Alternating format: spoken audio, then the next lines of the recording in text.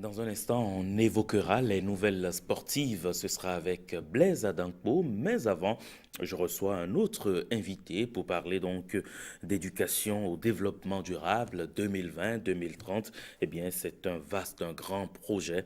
J'en parle avec Monsieur Jules Majro. Vous êtes membre donc de la commission d'ailleurs de l'UNESCO qui s'occupe de ce volet-là, éducation au développement durable. Bonjour, Monsieur Majro. Bonjour, chers journalistes. Merci d'accepter mon invitation. Alors dites-nous concrètement en quoi cela consiste, EDD. EDD s'entend par éducation au développement durable. Nous sommes passés de ODD, Objectif du développement durable. Si nous fixons des objectifs et que nous ne travaillons pas à ancrer ça dans l'évolution de la jeunesse, on n'aura pas les éléments nécessaires pour assumer la continuité de ce qui se fait aujourd'hui comme développement. Éducation ici, c'est différent de ODD4 qui est éducation de qualité et autres. Ici, il faut implémenter tous les 17 ODD à travers l'enseignement. C'est-à-dire, l'éducation d'abord, c'est l'initiation au niveau de la religion, de la famille, la rue et tout l'ensemble qui concourt à la formation intégrale de l'homme au service du développement. Donc, en évoquant le EDD, c'est d'abord au niveau national de la politique de développement de chaque pays, il faut arrimer le programme d'action sur l'éducation. Vous ne pouvez pas être responsable sans être un éducateur. On peut apprendre de vous, les enfants doivent vous suivre et vous devez vous comporter tel pour les années à venir pour nous permettre d'atteindre les objectifs du développement durable d'ici 2030. Voilà Alors, l'objectif. comment cela va se passer concrètement? Euh, le lancement était prévu pour se tenir en Allemagne de 2 au 4 juin pour des raisons de 2020, pour des raisons de coronavirus. Ça a été reporté un an plus tard et ça se déroule actuellement du 17 au 19. Ça termine aujourd'hui à 14 heures à Berlin.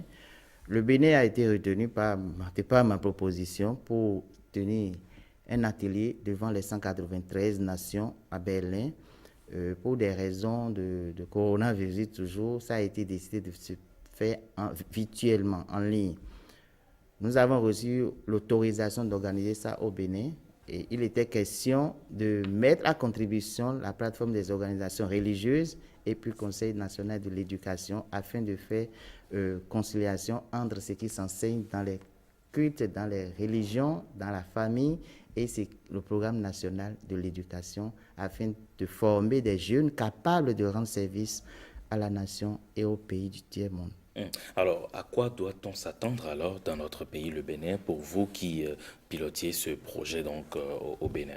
Le Bénin a l'avantage que les pays ont adopté, accepté que nous avons encore des valeurs qu'on peut mettre au service de l'enseignement, pas seulement pour le Bénin, pour les autres pays. Donc l'attente de la communauté internationale, c'est la valorisation des valeurs que nous avons dans nos lieux de culte, dans les contrées qui permettent d'avoir toujours la paix, peu importe la situation, mettre la lumière sur ça avec l'accord du gouvernement et par des liens Zoom, nos activités seront directement suivies sur les 5 continents pour que dans les années à venir, nous pouvons former des jeunes qui seront recherchés par ces continents pour l'implémentation de ce que nous avons comme valeur culturelle pour en faire le patrimoine immatériel que le monde a besoin pour revoir les choses parce que l'arrivée du coronavirus a montré les limites de ce que la pensée humaine ne suffit pas seule pour construire le monde dont nous avons besoin. Alors, quel est le message alors que vous, à cette occasion, saisissant donc l'occasion, quel est le message que vous voulez passer aujourd'hui? Le message, c'est à l'endroit des autorités béninoises. L'investiture, c'est le dimanche prochain. Bien sûr. Nous prions les autorités qui seront installées après dimanche de se pencher sur ce thème qui tient à cœur à l'ONU, à l'UNESCO qui pilote le projet pour que nous puissions mettre la lumière sur nos valeurs culturelles, source d'abord des sorties pédagogiques, des sorties culturelles qui peuvent permettre aux autres d'apprendre de nous. Nous n'avons pas à importer d'autres valeurs que ce qui nous ont vu naître et c'est le moment de mettre l'accent sur la qualité humaine pour pouvoir développer notre pays. Donc, dans les semaines à venir, en concert avec le gouvernement, il sera organisé au Bénin un séminaire.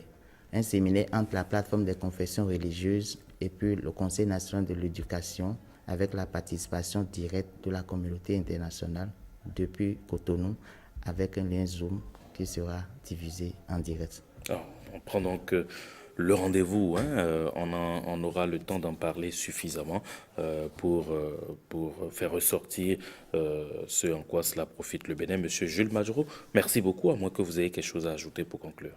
Ce que j'ai ajouté, c'est que le Bénin est en avance sur ce qui se prépare, parce que la création d'abord du Conseil national de l'éducation annonce d'abord, c'est un signe très fort, et ce que nous préconisons, c'est une communication sur l'action. Communication sur l'action, c'est que vous annoncez, vous dites ce que vous faites. On ne fait pas des réformes pour les ranger dans les placards, on fait des réformes pour les appliquer pour des résultats. Et si nous enseignons autre chose dans les confessions religieuses, c'est-à-dire l'école coranique enseigne autre chose, le catéchèse enseigne autre chose, l'école de dimanche et les autres enseignent autre chose, l'école enseigne autre chose, ce sera difficile d'atteindre la formation intégrale de l'homme. Donc nous demandons aux autorités actuelles de pencher leur regard sur ce qui s'enseigne dans les confessions religieuses, de les arrimer par rapport au programme national d'action du gouvernement pour pouvoir mettre les enfants sur le pas du développement que nous abordons depuis 2016 pour un avenir meilleur. Je vous remercie. Merci à vous, Monsieur Jules Majoro. Je le rappelle, hein, vous êtes membre donc de cette commission de l'UNESCO qui s'occupe de ce vaste cette super commission, hein, de ce vaste projet éducation au développement durable EDD 2020-2030. Je vais dire plein succès, n'est-ce pas? Merci beaucoup. Merci beaucoup. Vous passez une excellente journée. Merci. Et au plaisir de vous recevoir bientôt pour parler bien d'autres choses. Merci beaucoup, monsieur. Merci. La suite de 5 sur 7 matin, dernier rendez-vous ce matin du mercredi 19 mai 2021, les sports avec Blaise Adankpo. Que dira-t-il, Blaise? Votre menu, installez-vous.